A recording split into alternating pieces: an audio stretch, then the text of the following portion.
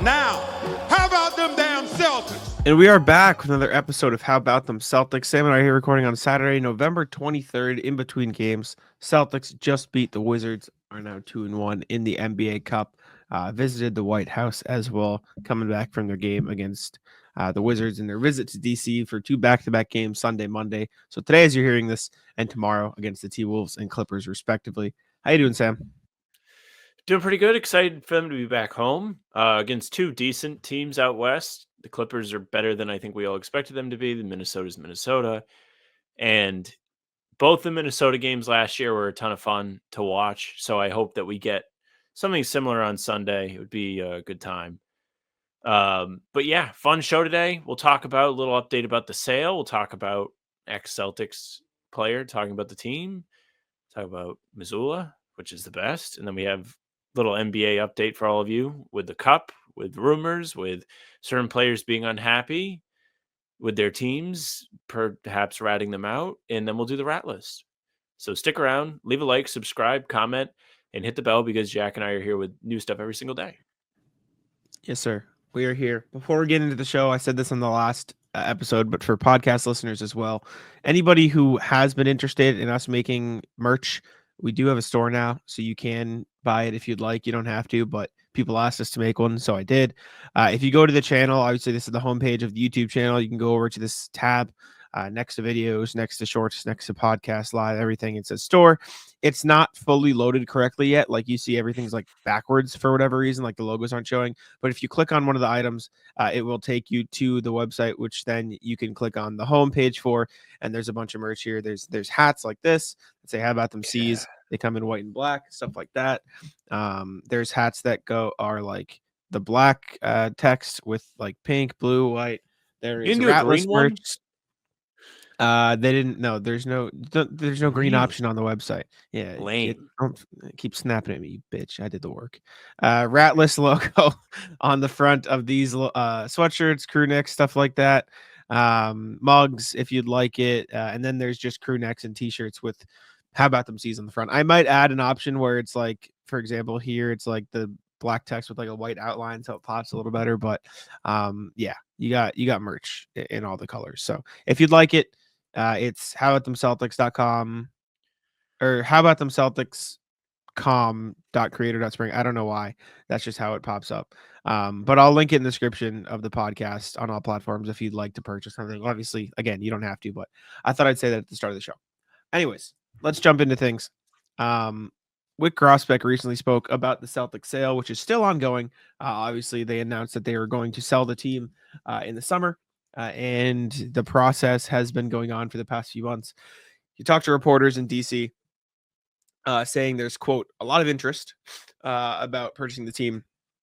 Said it's underway. There's a lot of interest. That is one comment, I guess. I would like to limit it to that, but I would say that the plan is that I will stay in charge for 3 more years. That's what's laid out. We'll go from there. Having said that, I just think I'd rather talk about this team that we have in front of us right now, et cetera, et cetera. Didn't really talk about the sale past that. There was also some rumors of him talking to like sovereign investors, I think in Saudi Arabia or something like that. But there is a rule in the NBA,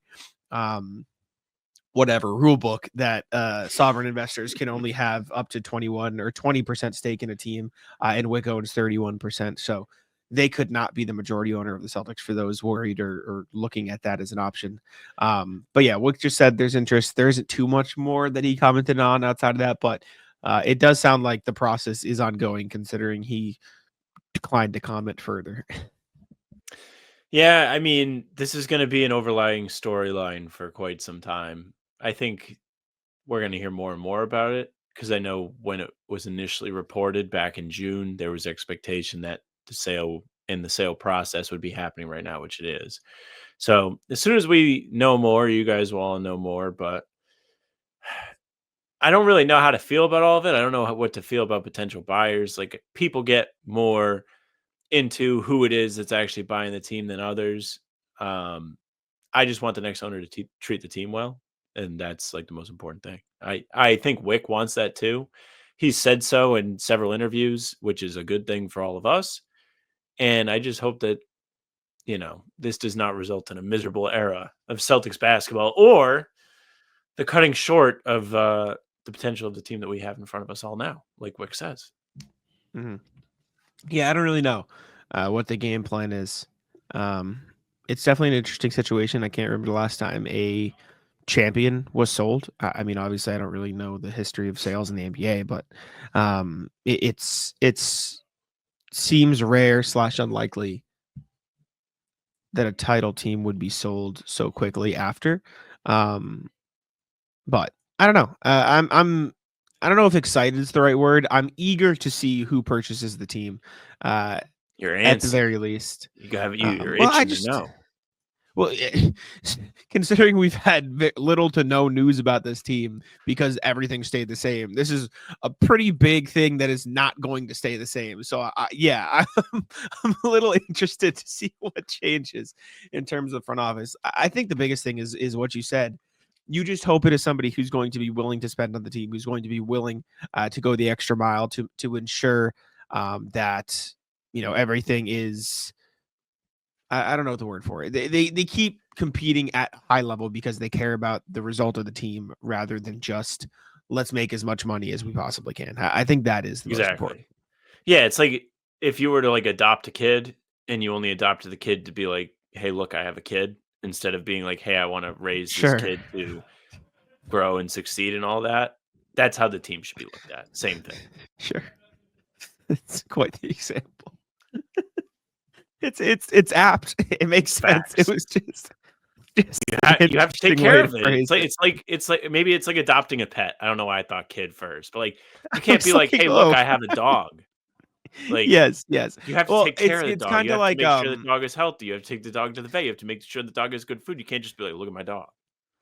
I agree. It's kind of like the way my mom puts it is I don't want anybody to ever get me a dog for Christmas because a dog shouldn't be a present. It should be like I am actively getting a dog because I want a dog. Exactly. And so getting somebody a dog for Christmas, like you don't know if they're ready for the responsibility. You don't know if they want that responsibility. So the Celtics aren't a Christmas present, guys. No one mess around. Like they're an power investment. comes great responsibility. Treat them as such. Exactly. It's like getting bit by a spider. Yeah. If you buy the Celtics, it's the same thing. Do you have a guess? If you had to guess, obviously neither of us have any information on this. That's why I said guess. When do you think the Celtics will be sold?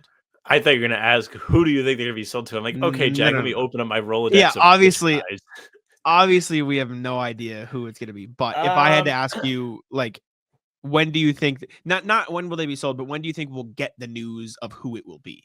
Within the next 3 years. Yeah. You're a piece of shit. I hate you. I think probably in the off season. I don't think if it's this off season or the next one, I think is also part of the care about the team, and it's not like a present to you. Then you don't want to cause a distraction during a season where you have high expectations and high hopes. You just don't need that. Like, what if it comes out that some dude that all the players hate is going to buy the Celtics? It's true. Not good. It's true. Not good for morale. Not good at all. Not good at all. I'm so curious because I mean, you said it when you were like mocking me. Like, let me just pull out my dictionary of rich guys. Like, I truly couldn't even begin to guess who will buy the team. And I don't like that feeling. Like, and I don't think the players should like that feeling. I don't think they're as much focused on it because, like, at the end of the day, Jason Tatum's going to get paid. They're going to get their money. It is what it is. But like, they've put together a phenomenal basketball team, and having to worry about, I wonder if this guy's going to keep us together. Like, I wouldn't love that. And so I hope Wake is doing a good job of vetting people and keeping the team at bay of, I am going to make sure that we get somebody who is ready and willing to spend. I will say, I don't have a relationship with any of these rich guys, so depending on how they treat me will mold my opinion to them, maybe. I see. Gosh. Sorry, I just heard a voice in my house that I didn't recognize, so I took my headphones off. I was like, who the hell is in my house right now? But been there. Also, I was at the same time while we were chatting, I think this design looks pretty cool, so I think we should throw this one up on the place. I like the outline. Anyways, when I get ideas in my head, I'm like, I get hyper focused. Anyways, glad you're listening. Next thing, Jack. I know what you say. Enough to mock you, and that's all that matters. when the Celtics were in DC, they caught up, or reporters, I should say, caught up with ex-Celtic Malcolm Brogdon, who got traded by the team this past summer. It was really the first time chance playing they against had them. to chat with him. Yep, because it was the first time. Didn't play last year much in Portland because he was hurt. Got traded to Washington this summer. Traded to Tough Washington? trade. Yes. In the Denny Avdia trade, Avdia. yes. And reporters talked to him for the first time. He said, yeah, I mean, guys get traded every year. I think the teams, a lot of the time, it's not personal. It's a business decision for the players. It's personal. You're operating your family. At the end of the day, you're moving to a new city, having to adjust to a new situation. Honestly, it was a good trade for them, and we'll both be good in the long run. I'm not even in a position anymore where I even talk about it. I've made peace with the situation. I've moved on. I'm in a good place now. Said, of course, it's been tough, but as far as disruptive and, creating a struggle in our life, I played basketball for a living. People are really struggling. So I'm the last person to complain about getting up and going to work, whether it's on the West Coast, whether it's on the East Coast. I'm the last person to complain about that. So I think a pretty grounded and reasonable answer from Brogdon. Like he understands the situation. I do think his part about like for teams, it's a business decision, but for players, it is anything but that is like pretty like, yeah, like that sucks. Like that's why I personally, at least, never get mad when players try to alter their own fate a little bit, because like at the end of the day, like if teams do it, no one bats an eye, and players and families and children and kids and schools and everything, it has to like completely change overnight. No one gives a shit. So That's true. I'm never going to complain if a player decides to take it in their own hands. But Malcolm Brogdon has moved on. Well, one thing I will say about the players versus teams thing is the team gives you the guaranteed contract. Like, that's like their end of the deal. Like, you're still guaranteed the money. So Doesn't make let me it ask you a okay question then. that you uproot your whole life. So can I ask you a question then? If your job said you're going to move to Austin, Texas tomorrow, you have to. Sorry, we pay you. If they were paying me, how much money does Brogdon make? So you'd leave your family, you'd leave your girlfriend, you'd leave everything here and be like, okay, cool. Yeah, they're paying me, so it doesn't matter. You'd uproot your whole life just because they're paying you. All I'm saying is like at millions and millions of dollars. I don't care. Those things, you can bring those people with you for that money.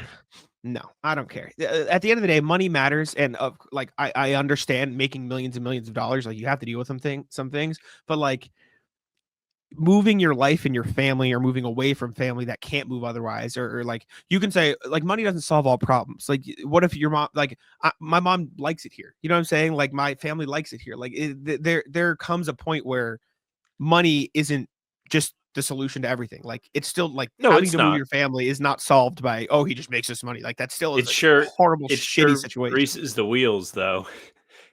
The dollar does grease the wheels on that one. What I can say about that is also if you're an NBA player, you're on the road so much anyways that it doesn't make as much of a difference because you're away from the family so much. That's like kind of part of the deal with the NBA is you're like away from home so much. It doesn't mean that your home should have to move. And I completely get it. Like it sucks having to move the family, you have to move your kids out of school. Like all those things are valid points. I'm not saying that, but I'm saying it's very different than being like my job being like, all right, go move to Texas. Cause I'd be like, well, I'll just find a different job here. I suppose. But I think saying, oh, they make $1 million, who cares? They play basketball. Like I think that's like, I get it, but I don't think that is a reason to wholly disregard an entire family getting uprooted. I just think there's stuff that like transcends the importance of the dollar bill. But anyways, Malcolm Brogdon talked about the Celtics trade. He said he's over it. Which I mean, he also admitted that the trade was like pretty good. What do you say about Tatum Brown? He basically was like saying like, look, these are two of the best guys. Like years and years, people have just been talking about how they got to split them up. They go out and win last year. I mean, Tatum and Brown were the pretty much closing offense for the Celtics this year. I think they had the last like 6 field goals in the fourth quarter, just going back and forth. Like, watch this. Like they're almost playing horse against each other, but on the same team. So he just kind of spoke about like the maturity of those guys and gave them a nice shout out because they certainly deserve it. I mean, there was not that this is more important or has more value than anything like that anybody says, but ESPN put out a list of like, oh, here are the top trios in the NBA, and the Celtics are first. And I think when you add in the fact that like they have the trio, which the trio they listed was Tatum, Brown, Derek White. You add in the fact that there is Drew Holiday, there is KP. Like there's a reason the Celtics are the best team in basketball for a reason. Did you see the list of the best trios in the league? Did you see that floating around? I did, and I did see the Celtics were at the top, as you mentioned, but it was like one of those posts that comes up on NBA Central. Yeah, some people were. Well, it was an ESPN article ranking like the cores for every team, et cetera, et cetera. But some of those trios were very interesting, very intriguing. Who they chose to be in the trios. Everyone was mad because they didn't include Trae Young in the Hawks trio, and I think the way, if you read the article, they like contextualized. I think it was Bontemps.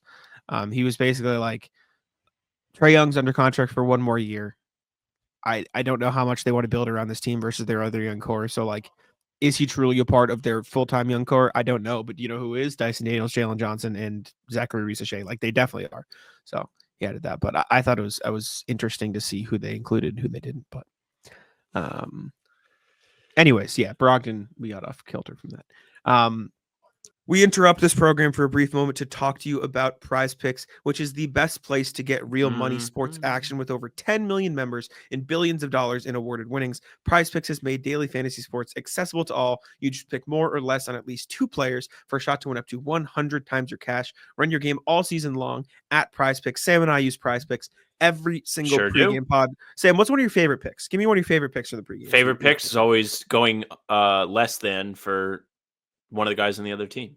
It's fun. I love it. It's a lot of fun. See, I like more on an opponent when it's their turnovers. That's my favorite. Yeah. I love wishing for the more because you can hope for stuff. You can now win up to 100 extra money on Prize Picks with as little as 4 correct picks. Prize Picks puts their members first, so all withdrawals are fast, safe, and secure. When my picks hit, I can get my money as quick as 15 minutes. Obviously, Sam and I have not been very good on the Prize Picks. We're going to keep trying. We try our best. Sign up today and get $50 instantly when you play $5. You don't even need to win to receive the $50 bonus. It's guaranteed. Prize Picks is the best way to win real money this basketball season. Which players are going off? Which ones aren't? Make your picks in less than 60 seconds and turn your sports opinions into real money all season long on Prize Picks. I think one of our best ones this season has been Pritchard because he has been a monster. So the more has been right there. Wait until they get sharp on it. We'll all be in trouble. Hopefully they don't learn too quickly. But download the app today and use code CLNS to get $50 instantly after you play your first $5 lineup. Again, download the app today and use code CLNS to get $50 instantly after you play your first $5 lineup. Prize Picks, run your game. Next thing, Joe Mazzulla, as we spoke about briefly during the post-game show we did, which if you'd like our recap of the Celtics Wizards, go check it on the channel on podcast platforms. Joe Mazzulla got a tech in that game. Jaylen Brown did not get a call under the hoop, and it was, correct me if I'm wrong, probably the maddest I've seen Mazzulla all season. Probably the most angry he's been this year. Yeah, I thought he was going to get tossed. So he was mad, but he had to be held back by Sam Cassell and Tony Dobbins on the sideline, and eventually got a tech. And after the game, he revealed apparently he did it on purpose because, of course, he did, right? He said it changed everything in the arena. Did you feel that? You know what? Why am I saying this? I want to hear this out of Joe's mouth because pull him up. I can't. I cannot deliver this as well as Mr. Mazzulla can. Let me find it on Twitter just so I don't have to skip through the interview. If you want to link it for me, that'd be perfect. Here comes. But yeah, Joe Mazzulla, Frank, who loves Joe. Nothing Joe Mazzulla does can be taken for face value anymore. There's always a psychological secondary something motive. So let's take a listen to Mr. Mazzulla on the tech. When you picked up the tech in the second half there, what were you frustrated with in that moment? Shout Reno and Jim. I mean, it changed the energy in the arena. Did you feel that? Yeah. I was gonna ask, like, in a moment like that, like, do you try to pick one up to energize the guys? Like, would you even think about like getting ejected to like energize in a spot like that? It wasn't really about energizing the team. I think it was just manipulating the environment. I thought it's kind of what the environment needed at the time, and you just have to, make those calls from time to time. So really, I thought the team was, we were playing pretty good. It wasn't like I needed to do that, but I felt like it was a way to manipulate the environment. When you picked up the tech in the second half, manipulate the environment. Joe Mazzulla wanted to manipulate the environment. It's special stuff, man. It really is. It's really special. Oh, man, Could he be an I actor? don't even know. If he conjured up all that like fight and energy just to change the energy, just to change the energy of the environment. Like he looked like What he was about to kill somebody on the sidelines yesterday. what is there to be said about Joe Mazzulla that hasn't been said before? Like I'm sitting here trying to think of like, oh, look how interesting this is. Look at this. This motherfucker does it every day. I'm used to it. Like I have nothing else. There was the clip that came across my TikTok that was top 5 ridiculous Joe Mazzulla moments, and it just ran through a list of them. And I'm like, yeah, Was that from yeah, the I Green remember with that. Envy guys? Insane. I know they don't put one think on so. Twitter. They did a great job. I just saw it on TikTok. Shout out. But Greg and Will. I'm never.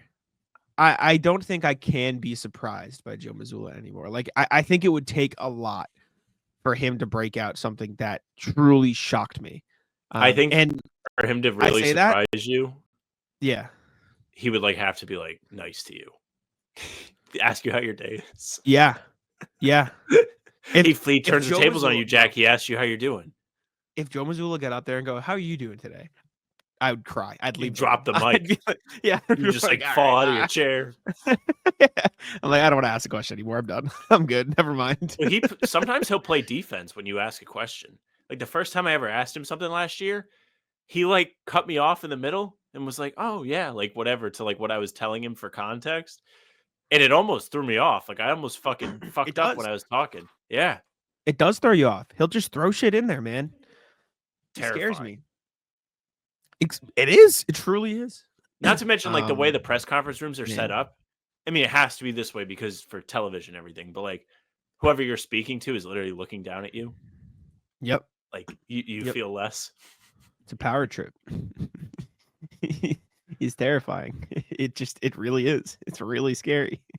You have to sit up there and making me feel welcome in the press conference. yeah, man. Intentional tech, Sam. Thoughts? Do you like the intentional tech? Are you out on the intentional tech?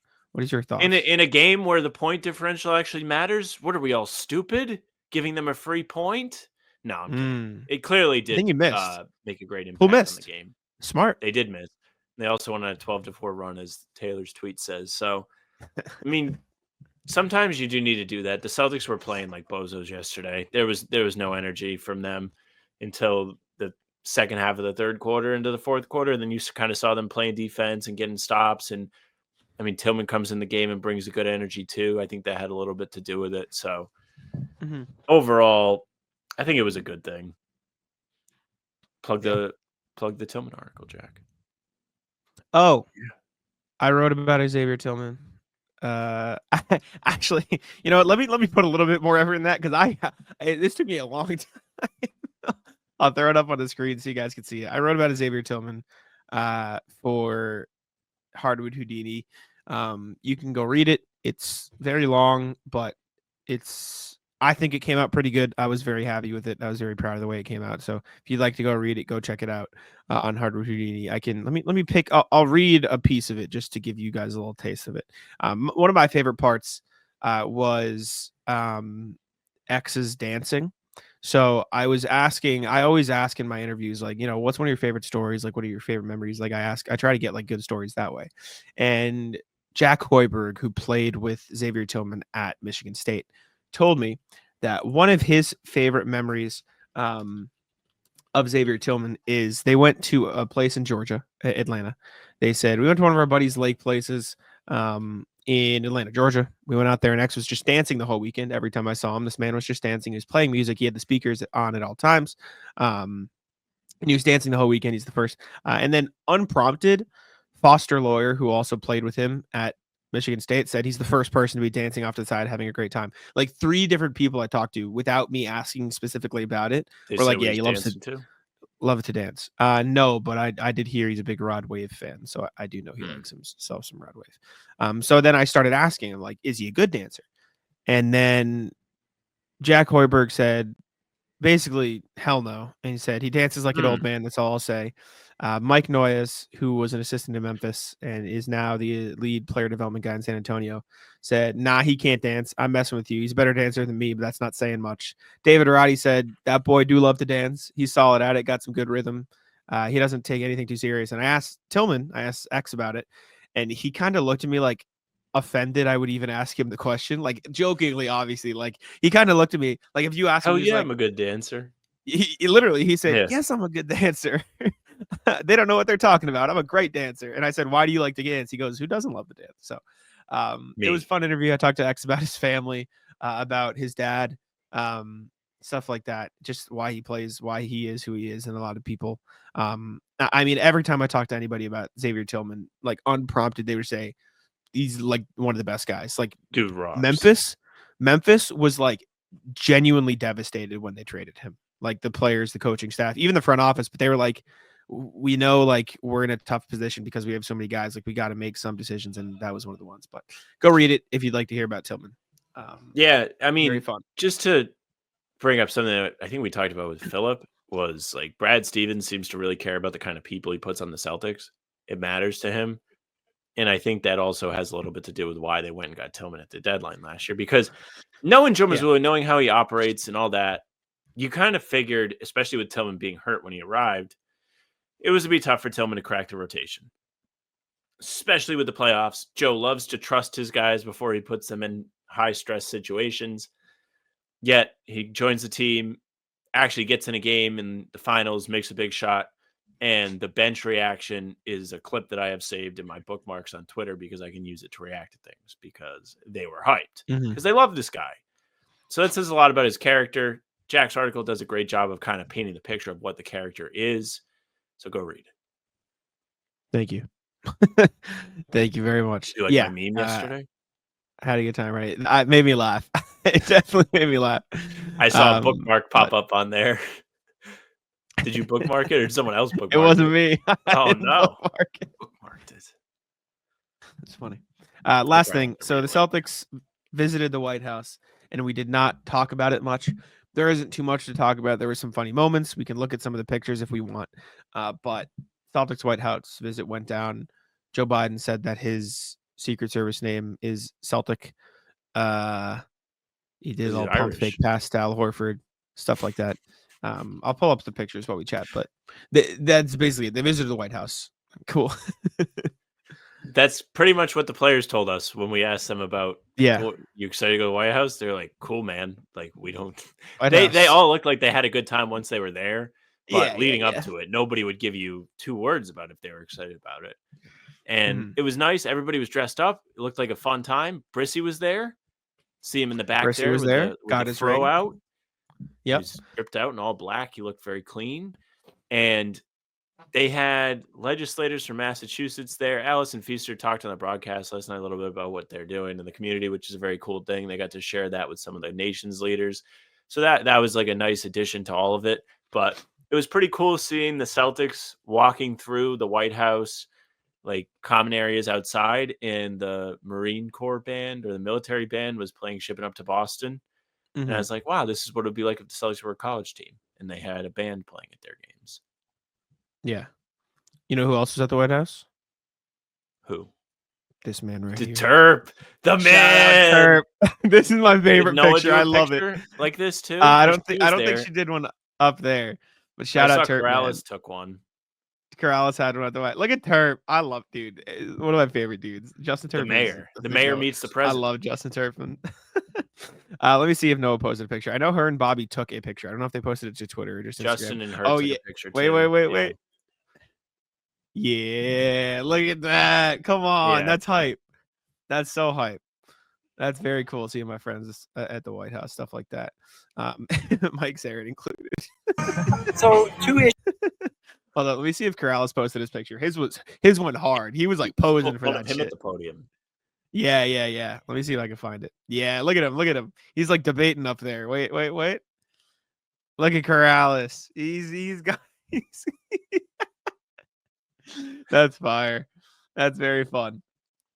Anyways, imagine if we went over to the email. Yeah, Jesus. Let's go to the email. Reminder, as always, you guys can email us at hbtcpod@gmail.com. That's hbtcpod@gmail.com. We have a bunch to get through today, so let's get right into it. Thank you. Starting with Mr. Joe Abbey. Joe Abbey. Sorry if I said it wrong. Joe Celtics first quarter. Heaters with the hate. Hey guys, been a while, but I'm loving how the Celtics are on a similar pace to last year, 75 to 80% win rate. No Porzingis yet. Continued Kata development has been up and down. That Cavs game was bullying. Excited to see how the season unfolds and how rotations come in once KP is back. I assume he takes almost all of Kata's minutes and half of Horford/Cornet's. I wouldn't be so sure. I think he's gonna be chilled out a little bit because he's, what's the word? Glass, made of glass. Slander. Not very nice. Slander, the 76ers. Usually go on a ridiculous rant with vivid imagery that threatens your monetization, but I just have to be frank. This is ugly. These guys play a disgusting brand of basketball. Joel Embiid, as I watched my own eyes, launching himself on the floor to draw foul calls. In the same game, dude has an awkward stutter after a free throw, and it looked like a flop. It's just in his DNA. I feel bad for Maxey because while he's not the best perimeter defender, he tries too hard and has to call Embiid out in a closed-door meeting, all of which got leaked anyways. PG is just too injury-prone to be relied on, and their 2-12 record. 2-12 record is karmic retribution for the insane amount of whining, poor basketball style, and bad vibes all around them. Plus, Nick Nurse leaving Kemba in the All-Star game has finally come back around. P.S. If you're ever backpacking in Tijuana and your Uber takes a detour through the hood and you accidentally lock eyes with armed men burning tires in the middle of the street, just look away and or duck. Don't ask me why I know this. Excellent tacos, though. Let's go Celtics. Joe. Thanks, Joe. I hope What your a trip is fun. descriptive recollection. Sam and I love watching live sports. That's why we're going to interrupt you guys' program real quick to talk about Game Time, because even though we're at games now, we don't really need to buy tickets anymore. Whenever we do, Game Time is the place to do it. Sam, I know you're not the biggest football fan, but you do like football. And if you're ever going to a Liverpool game, you bet Game Time would be the place. Noah Khan's not on tour anymore, and I know you're probably sick of hearing me talk about Noah Khan at this point. But when I do buy Noah Khan tickets, you know what I'm using. I'm using Game Time. Game Time has a new feature called Game Time Picks that makes getting tickets to see your favorite teams play even easier. Game Time's Picks filters out the fluff to show you only incredible deals on great seats, so you don't have to waste time searching through thousands of tickets. Sam, the Bruins are in town. I know you're not a hockey guy as much, but I bet you like them better than the Patriots. I know my roommates and I were looking for some tickets for some Bruins games, and Game Time's Picks made it very, very easy because we could filter out all the stuff. We could see the actual deal we are getting. We could see the great deal we were looking at. I know I'm a balcony guy. I think we could see our view. I'm a balcony guy. I think you're more of a loge fan when you're viewing games at TD Garden. All right. But you can see the view from both places. We assessed. We went with the balcony. We were bigger fans. We're balcony guys. Do you know what I'm saying? But you can customize your spot. You can see, what you like at each spot. You can see the views, like you mentioned. You can see the lowest price guarantee, event cancellation protection, job loss protection. You can see everything you need to ensure that you're getting the best deal on the tickets you're buying. Curation makes it easier to save more on sports, concerts, comedy, theater, etc. We saw a show in Vegas a couple years ago. Do you know what we used? Game Time. Yeah. Game Time. Download the Game Time app, create an account, and use code CLNS for $20 off your first purchase. Terms apply. Again, create an account and redeem code CLNS for $20 off. Download Game Time today. What time is it? Game Time. Paul George is now hurt again. Embiid is out, I will say, this weekend. I will say, for all of the garbage going on in Philly, and it is garbage, Jared McCain looks incredible. If nothing else, they are giving an opportunity. A section of the Sixers on the game stuff. Well, it's fine. We can. He had 30 points last night. It's not like you're coming up with this insane individualistic take here. It wasn't a take. It was a discussion point. Now my feelings. In fairness to me, it says TikTok boy, so it could have been anybody. Yeah, I definitely don't feel bad now because you're an asshole. Joe made a good point though, and I do think there is something to be said of, if the Sixers were fully healthy, Jared McCain probably wouldn't be getting these opportunities. And so finding out somebody has this talent and can do it is a good thing. I mean, he had 30 on 11 of 20 and 6 of 11 last night. So they found something real there, which is good for Philly at the very least. Yeah, maybe. They're going to have to start winning games soon. I know they won yesterday, but 3-12 isn't great with two of your top. I think Maxey back playing, or is he still? He played last night. Okay. I don't even mean for this season. This season might be cooked. I'll say it. Like, who knows? I don't know. But the point is, like, Jared McCain is 20 years old. Tyrese Maxey is how old? Like, He's gonna be like 22.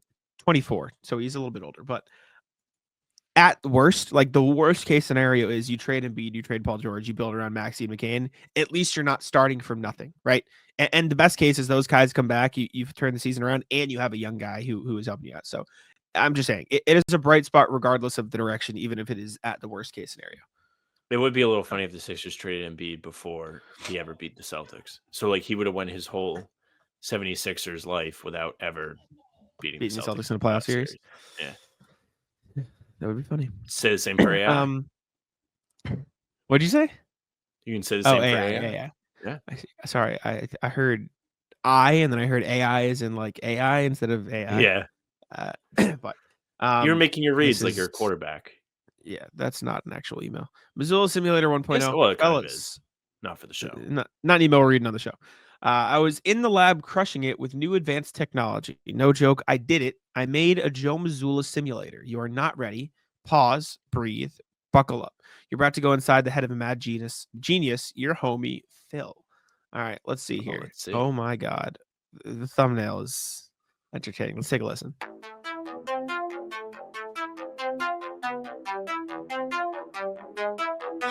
Lion, living, dying, burpee, running, puking, pumping, tech, foul, smile, scowl, bleeding, breaking, glowing, aching, attempt, yell, stare, rebel, pacing, chewing, pointing, caring, filming, coaching, knowing, showing, planning, trusting, scanning, adjusting, Mazzulla logic, Mazzulla logic, Mazzulla logic. They actually have this at the Auerbach Center. Foul, crushing, loving, ignoring, shrugging, question, test, minutes, rest, doubting, shouting, joking, routing, challenge, rebound, travel, dribble, killing, giving, willing, grilling, committing, thanking, thinking, benching, fighting, striving, bending, mending. Mazzulla logic. Mazzulla logic. Mazzulla logic. Mazzulla logic. Mazzulla logic. Mazzulla logic. Drill, drill, run, slide, shouting, pounding, undenied, sprint, pass, dunk, block, loud, focus, never stop, dribble, cross, step, juke, chasing, pushing, open, look, counting, watching, rushing, timing, chasing, fading, always climbing. Mazzulla logic. Mazzulla logic. Mazzulla logic. Mazzulla logic. In the HBTC research lab too. Phenomenal, Phil. It never gets old. I never stop gaining joy from these The songs. creativity Please is never very stop. much appreciated.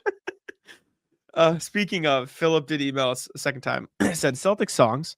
Fellas, thank you both of the HBTC family for the encouraging comments and feedback on the music. I'm having a blast making Celtics songs. As long as some others are enjoying them, I am enjoying making them. My intention is to continue to try and eventually have a playlist of just Celtics songs. With this monumental decision, I have made a major investment of $10 a month on the software Suno. Anti-ratless them for being the clear best choice for AI music. I tested 4 different ones out, and Suno gives me the most control of the music and the vocals. So in answer to your question, Jack, yes, please do share these. I would sincerely appreciate any help getting these songs out to people who might enjoy vibing and laughing at the ups and downs of the season. Many thanks, Phil. I'll make a thread as soon as tomorrow during the game. So What keep if an eye on Phil's Twitter for songs a thread in the become games. like popular on Twitter and people sing them at the games? Like soccer. That'd be sick.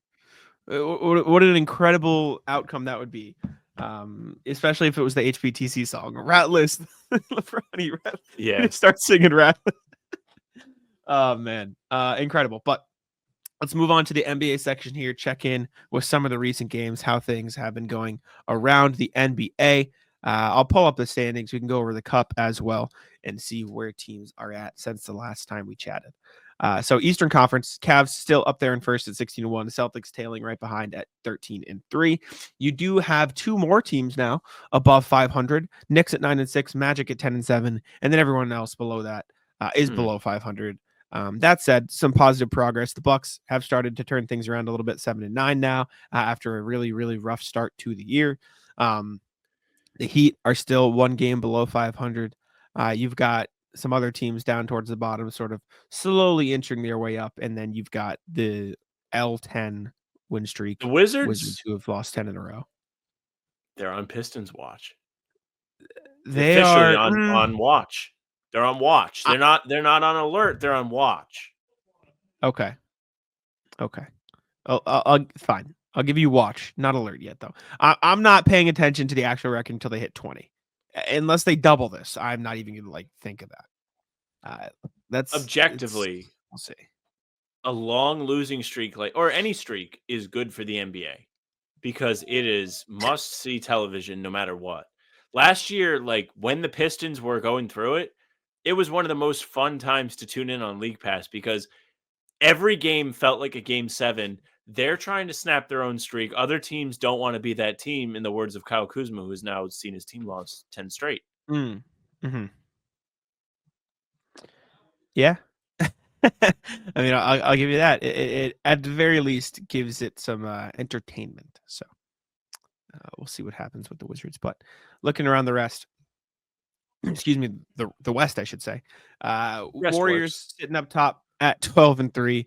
OKC and Rocket. Houston have also won 12 games, 12-4, 12-5 for the Rockets. They're really cooking right now. They have the 1, 2, 3, 4, fifth best win differential in the NBA this year. Rockets are real shit, man. Lakers and Clippers have also won 10 games. Clippers have turned things around after a rocky start. Suns, on the other hand, have lost 5 in a row. They're in a tough spot. Nuggets are sitting at 8-6. They lost to the Mavs last night without Luka, so no good there. And then you've got towards the bottom, Kings and Spurs sitting at 500. Blazers, Pelicans, Jazz still struggling a little bit, but everyone above them is 500 or better in the West. I think we're starting to actually be able to learn something from the last 10s. Expand on that when you're done being frozen, which I'll filibuster until. Uncanny.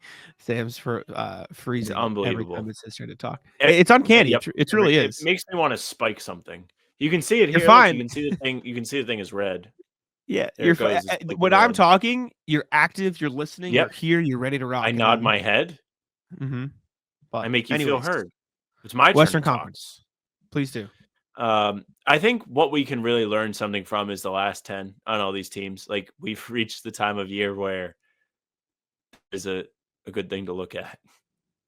You didn't lose me there? Yeah. No, you're good. I hear you. Okay. And the consistency is what is going to be the key for a lot of these teams out there. There's so many competitive squads. You have to be able to keep it up. A team like Houston and the Warriors, Lakers, Clippers, all 70% in their last 10 or better. The rest of them, you can see OKC kind of having some turbulence because of injuries. And then the rest are kind of telling you who there are. Maybe Denver's going to be better than 6-4 in their last 10 because Jokic missed a lot of time and he just came back yesterday. Mm-hmm. But aside from that, a lot of slop out there. A lot of, I don't know what to make of this. Memphis, what do you make of them? Guys are hurt. You don't really know what to think just yet. Minnesota, we'll see them on Sunday. Very exciting. Mm-hmm. But yeah. I'm pumped. We got a good couple games coming up. Minnesota and the Clippers. The Clippers who have been a lot better than people expected the this Clippers year. new uniforms. I like the Clippers uniforms a lot. I do too. Jumping back over to the East quickly. Obviously mentioned Washington was towards the bottom. Philly is 3-12. Raptors are 4-12. Pacers and Nets 6-10. Hornets 6-9. Then you've got a myriad of slop with the Bulls, Pistons, Hawks at 7-10. Slop not meaning bad, just everyone lumped together at a slightly below 500 record. Throw the Bucks and Heat in there too. A lot of teams fighting for a lot of possibilities in the East because everyone sucks. Meanwhile, a lot of teams fighting for a lot of possibilities in the West because everyone's good. So kind of just got a mix of both worlds there. Cup standing, shall we? Big night for the Cup yesterday. I don't know if we mentioned it on the recording that dropped Saturday. The Hawks lost to Chicago. The Celtics are back. Celtics are officially back. All they have to do, not all they have to do, but if they win their final game against Chicago, they are going to be looking pretty good to advance from the group. They just need Cleveland to beat Atlanta, which should happen. Celtics Mhm. should have beat Atlanta too, so you can't really take it as a guarantee. But the point differential is looking pretty good. Cleveland still has a better point differential than the Celtics do, but the only way that will matter is if actually, is it possible? Yeah, Cleveland can win out. No, it will not. It does not matter. It does not matter. If the Celtics win out and the Cavs win out, the Celtics advance because the Celtics beat the Cavs. Tiebreaker. Yeah, will not matter. Very good. But So if Celtics the Cup Hawks hopes win out, back.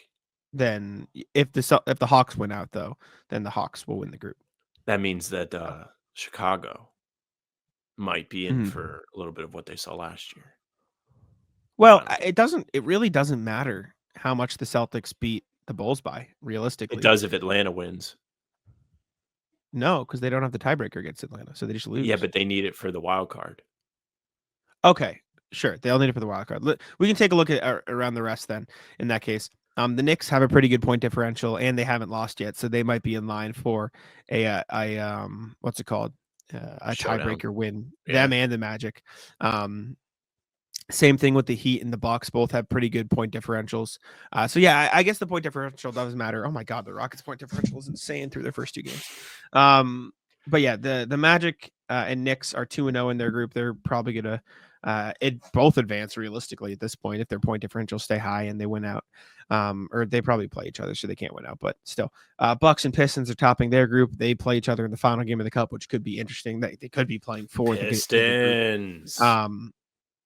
Yes. Excuse me. Out west, the Rockets, Lakers, and Warriors are all undefeated in the Cup. The Warriors have advanced in the Cup because they are 3-0 and they beat the Mavs, who are the second best team on their way there. So the Warriors will be in the elimination won the rounds Cup. of the NBA Cup. Yep. Yeah. So that's kind of where we're at with the NBA Cup so far. I mean, the Warriors won the death group too. Like, my God, this is a tough group. Well, that They group beat turned out to their be a little business. bit less deathy than it looked. Just because the Pelicans, yeah, Because but I mean, the Mavs, Nuggets, and Grizzlies are all good Pelicans, teams, though. Memphis has been hurt. The Relatively Nuggets were speaking, just without but- Jokic until yesterday.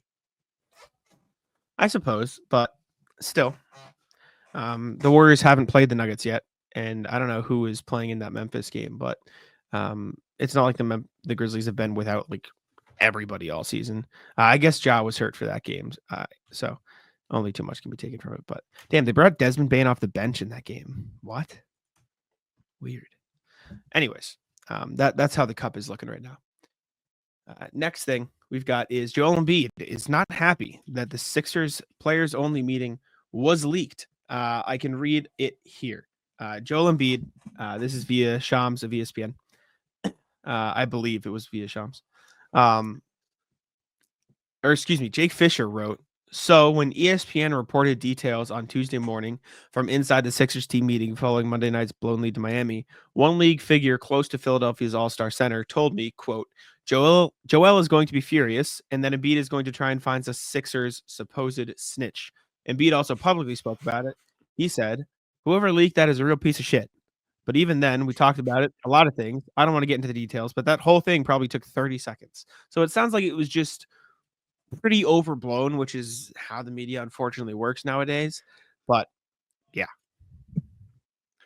It's a real shame. It's a real shame what's happening in Philly. I wouldn't wish this on any team. Philly has a bunch of hardworking guys. Somebody like Embiid just loves the game so much. He plays it with honor. He never tries to cheat the rules or anything. So it really sucks that somebody's trying to throw him under the bus because it's not fair. That guy is a hard worker. There's nothing else you can say. I don't have a bit to do. I want to actually talk about it. So you can do the bit, but also please like talk about the situation as well. Oh, you froze. I was like, I don't. I was sitting here silently. Sam is freezing because I'm like, I don't have a bit to partake in this with. I think you're back now. Welcome back. I can only do bits right now because I only have so many seconds that I can stay connected for. Well, in that Really case, asking a instead fucking of doing a lot. bit, actually, you could actually give your thoughts instead of using your time on a bit because I didn't have any bit to contribute. So I was just sitting here waiting for your actual follow up, and you were frozen. So I'm like, I got nothing for you. But do you have any actual thoughts on the Embiid thing, or is the bit point to end? All right. After a long freeze. Sam, you can continue your bit on the Sixers if you'd like. I wish Or since I have no energy for a bit. I waited in pause because I had no bit to carry on your bit with. So actual thoughts on the Sixers league thing. Any, or was the bit the extent of your opinion? I mean, like, sure, was it probably blown out of proportion? Yeah, probably. Like, I'm sure discussions on teams happen all the time, but I think there's something to be said about him being late all the time. And I think if it was nothing, he wouldn't be that upset. The only wrinkle to that part of it is we all make it out to be more than maybe it is. So he's getting a lot of extra heat and blame than he probably deserves. But I think if people were like, or if there was a leak that Jason Tatum was late to everything, there'd be a little bit more pushback to like, hey, maybe not. Or maybe that's not true. Like, I don't basically Embiid is the guy that cried wolf, but it's a little different. He's just built up a reputation for himself where people are like, oh yeah, that's probably true. Like, yeah, there's just I was gonna say I think Tatum would catch a lot of heat because people don't like Tatum, and I think that is similar to what is happening to Embiid.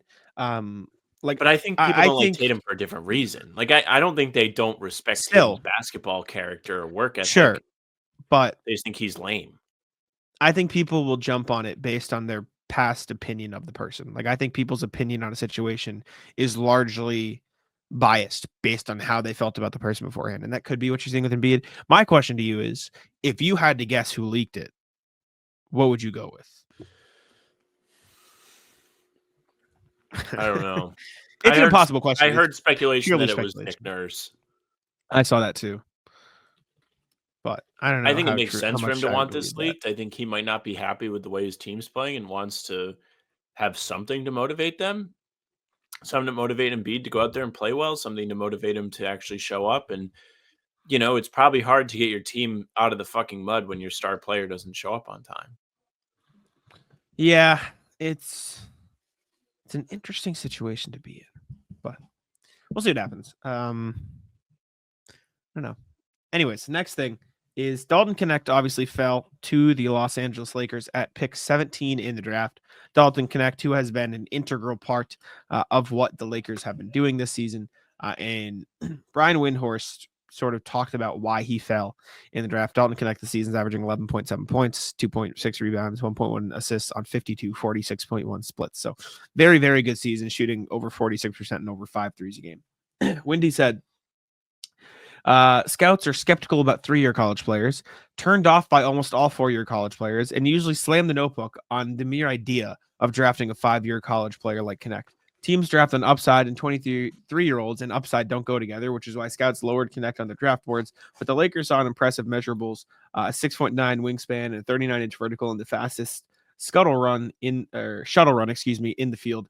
As one longtime talent evaluator pointed out, Knecht led the SEC in scoring last season, and the list of players who done that, Pete Maravich, Bernard King, Shaq, and Dominique Wilkins among them, should have earned him more respect on draft night. Tim Bontemps expanded upon it and said that, I believe that was Windy, by the way. I think it was. Yeah, it was Windy. Tim Bontemps said, for nearly 2 decades, one of the best positions to be in as an NBA player was to jump shooter alongside LeBron James. Knecht has settled into that role, and for a team that has been starving for scoring, he has a chance to make a real impact.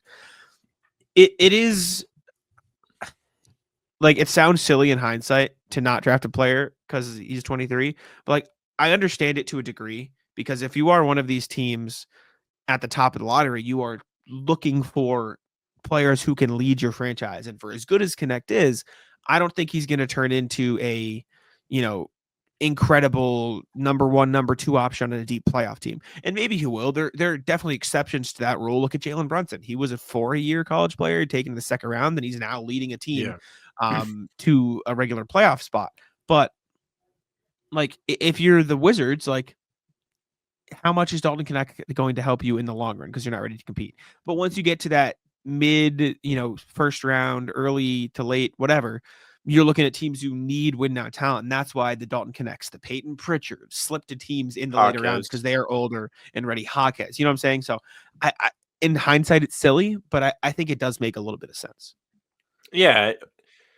So the way the NBA is structured with rookie contracts and everything, it makes this a little bit tough.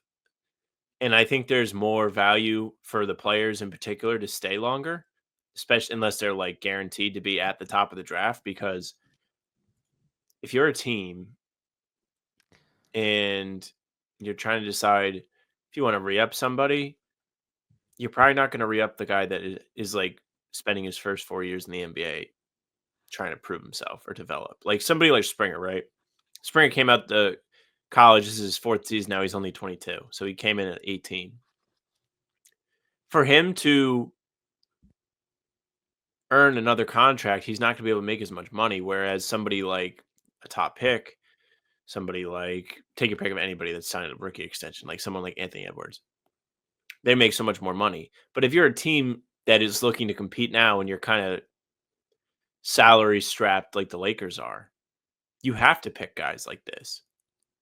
That's why when the new CBA was announced, the Nuggets immediately traded for more first round picks because they knew their plan was to avoid spending, avoid going in the second apron, and trying to find guys who can fill those role player gaps by picking them in the draft. That stuff is going to be increasingly important. And I think you may even see more and more popularity of older players in the draft because you can get more rotation ready guys, more NBA physically ready guys, and just pay them pennies to eat real minutes for you. It's part of the reason why we were excited about the Shireman pick this year, because he's like 24, 25, and it's like, watch out. He's actually built to play already, even though he's not technically ready, Actually like playing. skill-wise. Like physically, if you put him out there, you don't have to worry about like, oh, he's just going to get targeted strength-wise. He's not strong enough. Like he's built. He's fine. Yeah, it's tougher for younger teams to grasp that or be willing to do that, which you understand. Even though, I mean, if you're Philly right now and you sat a couple picks before them, you're like, shoot. But even then, they drafted Jared McCabe, so they're fine. They're a bad example, but yeah. But you know what I'm I saying. mean, even Atlanta, you can look at Atlanta and be like, oh man, like they had the first pick in the draft. They're a rare won the lottery team with low odds. Like they were a play-in team last year. They played the Celtics in the first round 2 years ago. Like they're hovering around that, just need a supporting cast layer of the NBA. Like Trae Young can set his guys up. He doesn't defend well, and you need to put defenders around him. But you can't tell me that they couldn't have used somebody like Knecht. Like Knecht would have been a good fit for them. Could have been, definitely. But it's what it is, man. It's tough. It's hard to draft, and I think people forget that sometimes because we get so blinded by like, oh my god, look how good this player is now. But like, it is difficult to draft good players. Like it is not an easy thing to constantly pick good players. So I think people got to remind themselves of that sometimes, even though it is their job. That is people's jobs. Anyways, next thing we've got is Mr. Zion Williamson, I believe, who was hurt again.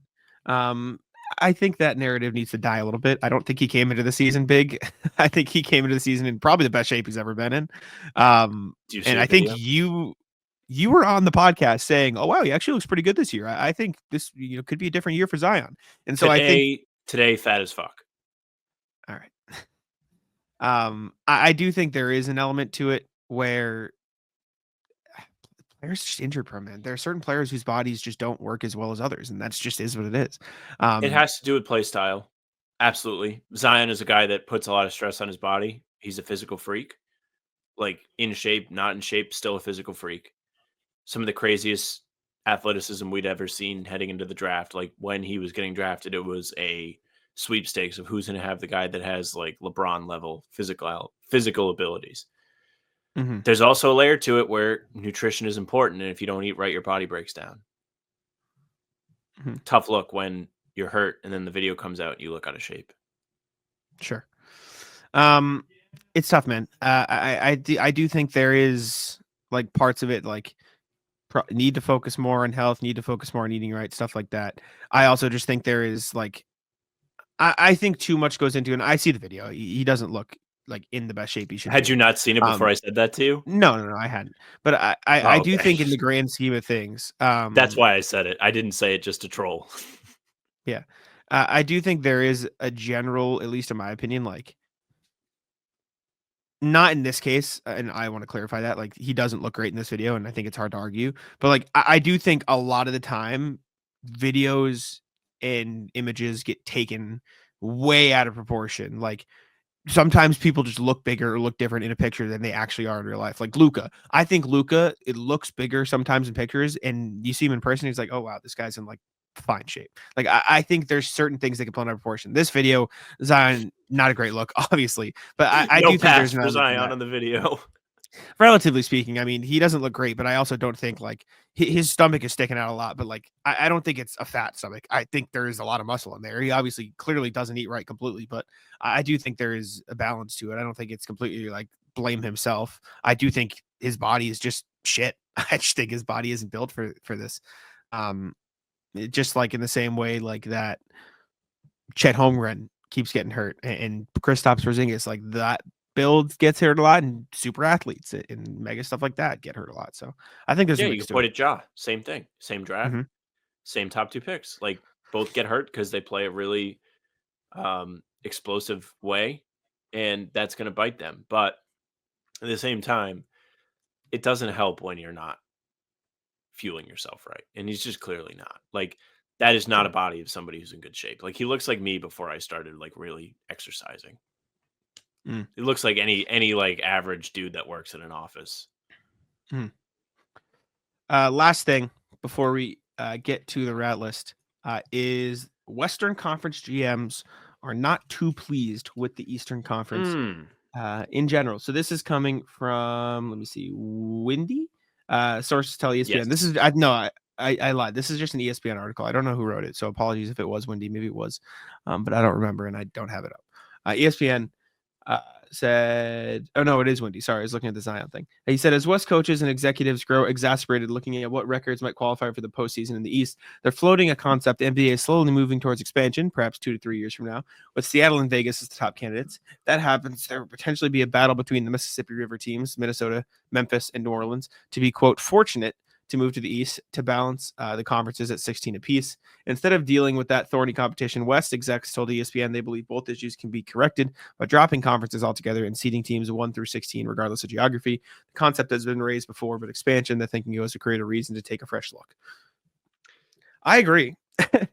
Generally, for the betterment of the league, 100%. I could not agree more.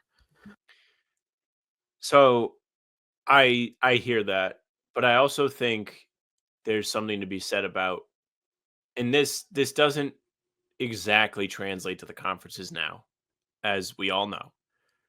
But the more close-knit competition that there is, meaning divisions, right? If divisions mattered, it feels like there would actually be a reason to care more about some of these regular season games than teams do.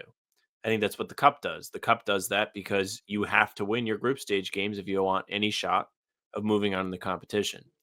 If you had divisions matter, if you had conferences continue to matter, there is a little bit more of motivation to compete. It's tough to say with the conferences, like it's kind of But they dead. don't matter. They don't matter now. But I don't know what getting rid of them does. I don't know. I think it's What going do to you be mean you tougher don't to know? travel. Like in terms of the competition levels, like in terms of like, do teams want to, like, do they feel more of a need to compete now or before the conferences got abolished? You know I what I mean? think I'm talking no. about in this, I'm saying if you get rid of the East and Western Conference standings, Yeah. do teams feel more motivated to have to compete every single night, or they feel the same or less? I would feel more. Like, because I think, like, maybe some of the East teams feel less, but like they shouldn't be in that position anyways, and that would just mean the West teams feel more. Like, I think you should be. I think it would create a better product in the long run. Maybe you'll have a few years. I understand what you're saying. Of like, right now you have 12 Western Conference teams fighting because they're desperately like grasping for it. But you also have a Yeah. bunch of Eastern Conference teams fighting hard because they have a chance. But I think that's almost fake, because then as much as that creates good product during the season, the end result is not the best product in the playoffs. And I think that is more important than anything, is putting the best product out there in the playoffs, and doing this would accomplish that. And eventually down the line, I think it would create a more balanced league, because I mean, imagine a world where you have effectively what is happening in the West, but with the whole fucking NBA. Like that should be the end goal. The end goal should be having that and the good playoffs. And I think this would create a much better playoff result, which should be what the league is gunning for the entire. If you do this, do you get rid season. of the play-in? No. So you have 20 teams that make the postseason out of 30 as a straight up standings, and the bottom 4 or 8 play each other because there's 4 in each conference that have to play in the play. It's true. I mean, that sounds awkward, yes, but like it It's is how what it happens is now today. Yeah, it is what happens. So maybe if you get rid of conferences, you consider getting rid of the play-in, or you change it a little bit. Where like maybe if you have conferences, you could do like 2 teams at the top get a bye, and then you have it playing at the bottom, something like that. But I don't know. I understand that, but I do think this would create for a better product in the long run. It would get messy with travel and everything like that. Like you have to consider like what teams Like play that's a loss for who, the how do you players. balance stuff. But yeah, I don't know. I think it's a good concept, but it might be difficult to execute. Plus, I kind of don't like it's me not liking change, but I don't like the idea that like the Celtics could play the Lakers in the first round. Like that's lame. I guess It should I have more suppose. stakes. But that's a very What do you rare mean? example. Like there's not a whole lot of Celtics Lakers Yeah. like across conference rivalries like that. But like at the same time, it's kind of cool that the Celtics have Eastern Conference rivals. Like it's cool that if they play the Sixers in the playoffs, like they're I get gonna play it. the Sixers in the playoffs. Like I you get don't it. have to I worry do about them just playing, think this like, would create. Utah or OKC. Like who cares in the first round? I mean, now they would care because the teams are both good. But like in a regular year, who gives a fuck? I get it, but I do think in the grand scheme of things, this would help improve the product. But we'll see. Anyways, rat list time. What do you got? Rat list is my Wi-Fi. Wi-Fi was terrible today. Bad performance. Very annoying. You just got to buy new Wi-Fi, brother. I've been telling you for so long. And I tell you the just gotta same get thing. new I'm not going to Wi-Fi. be here long enough for it to matter. We're well past that point. It's mattered for the past 3 years. You should have got it 2 years ago. We have Wi-Fi. I have Wi-Fi, like legitimate Wi-Fi problems, like once every 2 months. Like for one period of time, it might be like a couple days, like all stacked together, but like it does not happen as often as it used to. I think you underestimate how much you lag, like that aren't like complete crashes. Yeah. Well, I'm not getting new Wi-Fi for the time being. Awesome. Let's see. Rat list, my sleep schedule. I stayed up super late to finish that Tillman story, and it cooked me the next day because I was like, I woke up like slept in, and then I was like up last night, couldn't sleep, and then I remembered like, wait, I have melatonin in my drawer, and I haven't taken melatonin in like a month and a half. Conked me out because I was like not used to taking it. I was like, oh, took me out. Nice. I'm not gonna do it night to night because I want to be able to take it and then sleep when I really need to. But it was a nice last night to be like 2 a.m. I took it and I was asleep by 2:30 because that is not something I can normally do. I'm so the opposite. You get me in bed, I turn on so video, jealous. I'm out in 10 minutes. I'm very jealous. I wish, if only. It comes and bites me on the other end though, because if I want to like watch TV, I can't. I can't actually like watch an episode. That's funny. I already rat listed my back. That's so lame. Well, it's still bothering me. It's like the biggest thing in my life at the moment. This back problem. Because it's annoying because I didn't do anything like where like that like a moment happened and I was like, that is what hurt me. I just was sick last week. I started to get sore and I assumed it was something that comes along with being sick, and it's still bothering me. I see. Yeah, that's tough. I really haven't done anything since Thursday or Wednesday. It's a real shame. Such a bitch. I don't have anything either. That might just be it for us. I burned my rat list of the dog meme yesterday. Such an idiot. Yeah. I shouldn't have done I still that. don't understand that, but I guess you do you, brother. There's just better. There's so many better memes than that. Be better. Be better online. Ben Simmons missed a layup yesterday in Philly. They love that. Rat list these people online going to war for the City Edition stuff. If you buy a City Edition hoodie, you're on the rat list. If you're buying who's going to City war Edition, for it? you know who's going to war for it. certain individual on the timeline that always is posting how great the city editions are. I see. You know this. You pointed it out to me. I see. I understand. Quit buying this stuff. You're enabling them. Cool. That's all I got. I have nothing else. I'm sorry I'm boring today. Yeah, it's okay. Thank you all very much for listening and watching. Make sure you subscribe, leave a like, comment, tell us what you thought of the Wizards game. Are you excited to see the Timberwolves today? I'm sure you are.